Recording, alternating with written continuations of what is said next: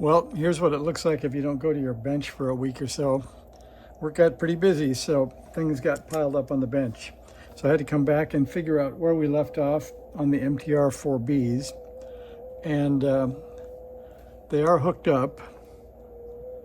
And I found one signal on the band at 14.076250.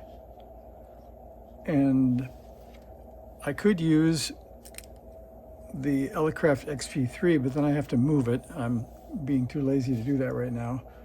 And I should have the scope hooked up to the output so I can measure the actual difference, but it's much harder to hook to the good MTR4B over there that's mostly in its covers.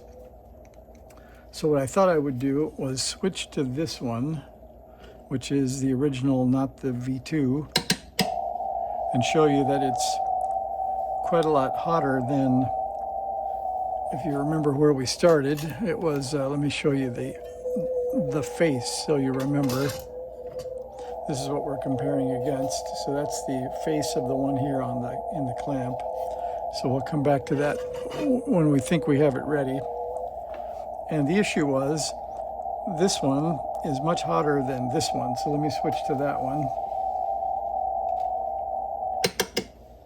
You can see it's much lower, and I had found a week or so ago that if I took a 10K resistor and I put it across R11, that the gain came up reasonably, and it seemed to be less deaf.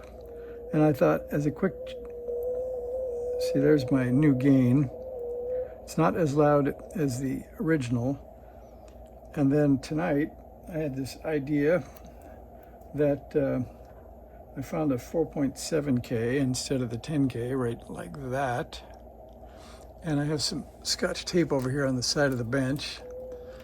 And if I put some tape around the resistor, that stops it from humming when I touch it to R11. So we're going to try that. And if this is suitable, we might just stick it in, tack it in, and not wreck the radio, and leave it like that.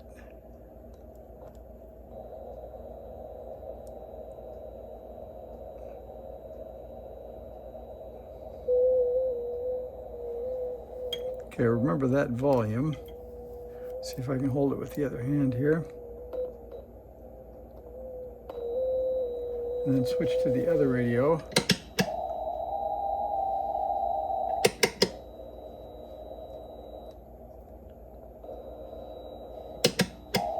It's still not as hot, but it's hot enough.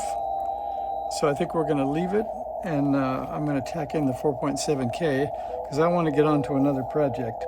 I got a K1 in the mail for a friend, and we need to get into that K1 and see what's wrong with it or what's right with it.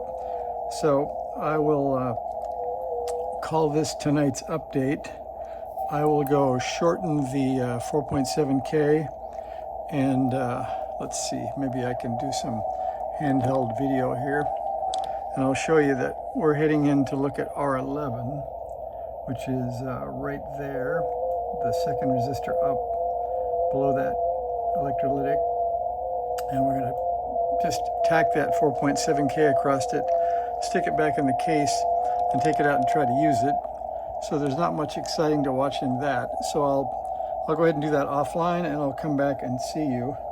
Now, let's see, for something completely useless, I was standing in line at the Walgreens, and as hams do, I had to buy something because they made me wait for a prescription. So let's see, let me find it here. Let's see, my latest is here. All right, there's a picture of my latest. So Walgreens had a cordless screwdriver with a built-in LED spotlight for $21.49.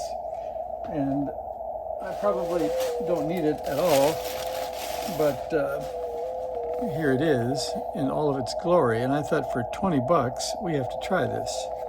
So I'm gonna get out the scissors, and we're gonna I think we're going to assume we wouldn't take this back, so I'm not going to try to make a stealth package opening. Just going to cut around the edge and take it out and see how it is. So there is the cordless screwdriver. Let's just see if it comes charged. It does. And you can see it comes with a whole nice assortment of bits. And let's see, it has forward and reverse. Seems rather torquey, so I think that's going to be my, oh look, it has LEDs. What is that?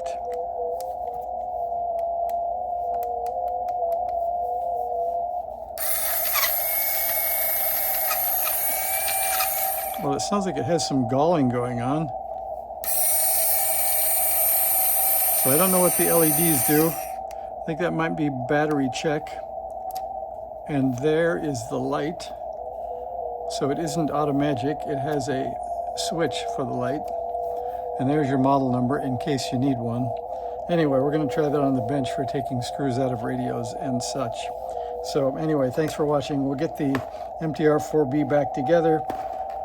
And we'll start on the K1 next time we talk. See ya.